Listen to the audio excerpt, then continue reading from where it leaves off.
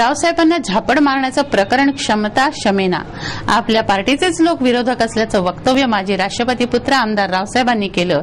या त्यांच्या वक्तव्यावर प्रत्युत्तर देण्यासाठी काँग्रेसचे माजी शहराध्यक्ष विश्वासराव देशमुख यांनी पत्रकार परिषद घेतली. आमदार रावसाहेबांना नेतेपद दिलं ही चूक झाली, त्याचा आपल्याला पश्चाताप होतो आहे असं विश्वासरावांनी म्हटलेलं आहे. आणखी अनेक तोफा त्यांनी डागल्या आहेत. त्यांनी आणखीही अनेक बाबी सविस्तर सांगितल्या आहेत. या सविस्तर बाबींबद्दलचा सिटी न्यूजचा विशेष वृत्तांत आपल्याला पाहायला मिळणार आहे. बरेच पदाधिकारी आमच्यासोबत पोलीस विरोधी पक्ष नेता गेला, महानगरपालिकेत सर्व लोक गेले. मग ज्या व्यक्तीला पार्टीने तिकीट दिलं आणि मी एका मतदारसंघातला आमदारकीचा उमेदवार होतो 85ला, आणि ही जबाबदारी माझ्यावर टाकण्यात आली. अतिशय विश्वासाने की या ठिकाणी राष्ट्रपतीचा मुलगा आहे आणि इथं फुकू पाय टाकला पाहिजे म्हणून ही जबाबदारी माझ्यावर टाकली गेली. माझ्यावर विश्वास टाकला गेला आणि पार्टीचा माझ्यावर विश्वास होता म्हणून माझ्यावर टाकला गेला असं मला वाटतंय. कारण आम्ही 78 मध्ये 75 जेलमध्ये गेलो, काँग्रेसच्या सोबत होतो. आमची निष्ठा पूर्ण काँग्रेसमध्ये. आम्ही काँग्रेसला कधी सोडणार नाही, सोडलं नाही आणि भविष्यातही कधी सोडणार नाही. आमचं रक्त आम्ही काँग्रेसी म्हणून आम्ही जर आमचा परिचय झाला तर आम्ही जास्त मोठं समजतो. काँग्रेसचा कार्यकर्ता हे पद आमच्यासाठी सगळ्यात मोठं आहे आणि काँग्रेस म्हणूनच आमची व्याख्या झाली पाहिजे कुठे, हे आमचं म्हणणं आहे.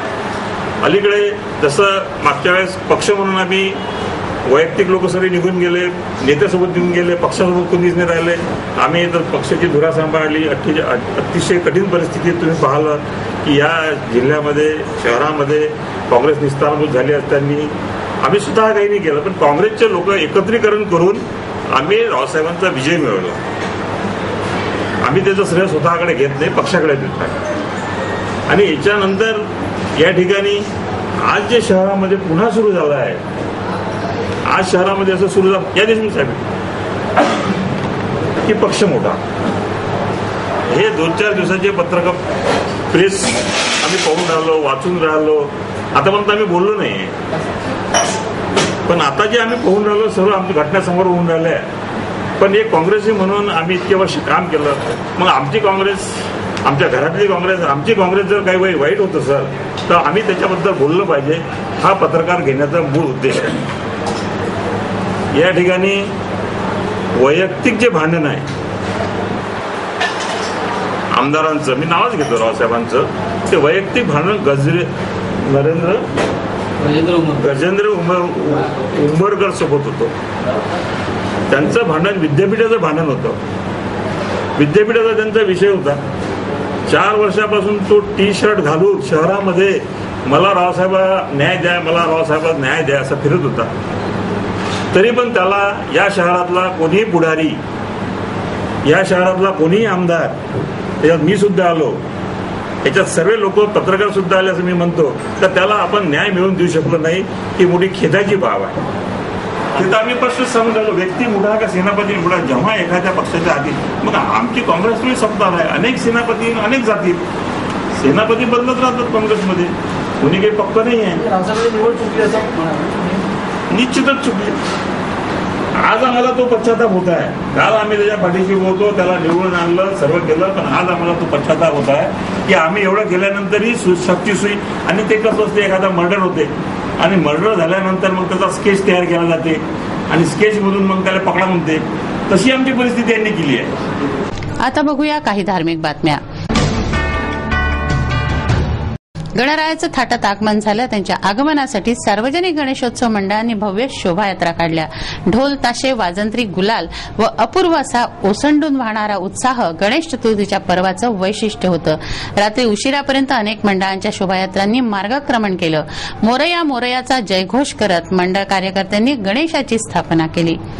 निळकंठ गणेशोत्सव मंडळ, रुक्मिणी गणेशोत्सव मंडळ, श्री साईबाबा गणेशोत्सव मंडळ, फ्रेंड्स युनियन गणेशोत्सव मंडळ, बालाजी प्लॉट आदी मंडळांच्या शोभायात्रांनी नागरिकांना आकर्षित केलं. फ्रेंड्स मंडळाच्या कार्यकर्त्यांनी गणपती बाप्पाला रथामध्ये विराजमान केलं. ज्याप्रमाणे जगन्नाथाचा रथ भक्त स्वतः ओढतात, त्याप्रमाणे मंडळ कार्यकर्त्यांनी गणपती बाप्पाचा रथ स्वतः ओढत आणला.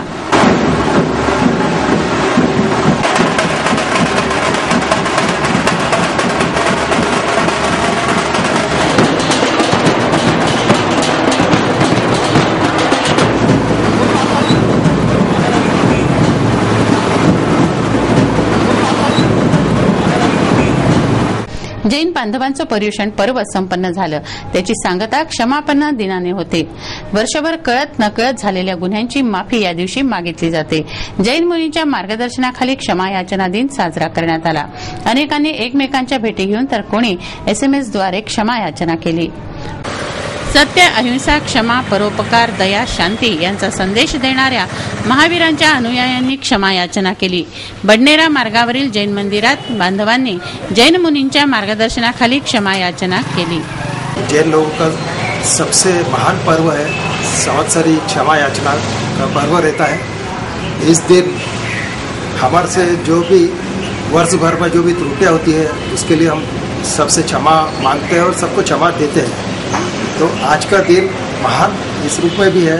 आज हमारा व्यवहारिक रूप में जो भी जिससे भी समझ लो कटु व्यवहार हुआ है तो उसको हम क्षमा मांग के हमारे अमरावती जैन पूरे जैन समाज से, अमरावती की पूरी जनता से, जैन समाज की तरफ से हम क्षमा याचना करते हैं कि हमारे संघ के तरफ से किसी का भी मन दुखा होगा तो उसके लिए हम क्षमा याचना करते हैं. हमारे जैन समाज का महापर्व क्षमा याचना का दिवस है, जिसे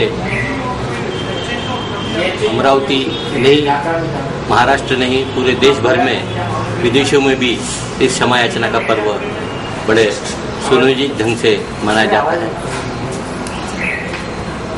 मैं समस्त जैन समाज की ओर से भारत की जनता में एक दूसरे से हुए हमारे वैमनस्य, कटुता के लिए चाहूँगा कि इस कटुता को हम आपस में मिटाएं और हम विगत में हुई हमारे समस्त त्रुटियों के लिए हम एक दूसरे को क्षमा करें. मैं चाहता हूँ कि इस देश में खुशहाली और हरियाली बनी रहे. धन्यवाद.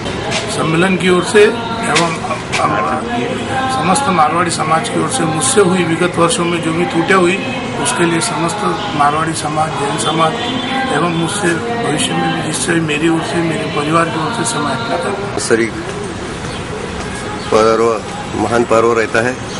जैसे हम संवत्सरिक प्रतिगमन किया और सभी जीवों को 84 लाख योनि जीवों को हमने खमाया, उसी तरह हम आज सभी जैन भाइयों बहनों से हम अपने 12 महीनों में जो भी गलती की है उसमें हम आज सभी से हम क्षमा याचना मांगते हैं और हम क्षमा दुक्कड़म कहते हैं. ये हमारा बहुत महापर्व है. चार भाव पूरे संसार में व्याप्त हो जाते हैं. सारा संसार ही भाव जगत से चलता है. हमारे शब्दों का प्रभाव हमारे स्वयं पर भी पड़ता है. अशांति की भाषा वापरेंगे तो हमारा मन भी अशांत हुए नहीं रह सकता.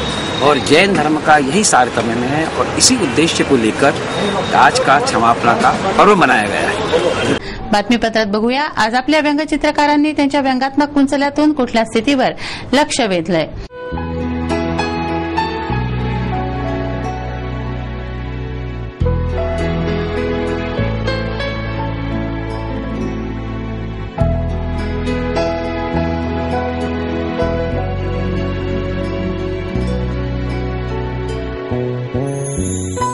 आमच्या फेसबुक मित्रांनी फेसबुकवर काही हालचाली केल्या आहेत त्या टिपूया फेसबुक दर्पणमध्ये.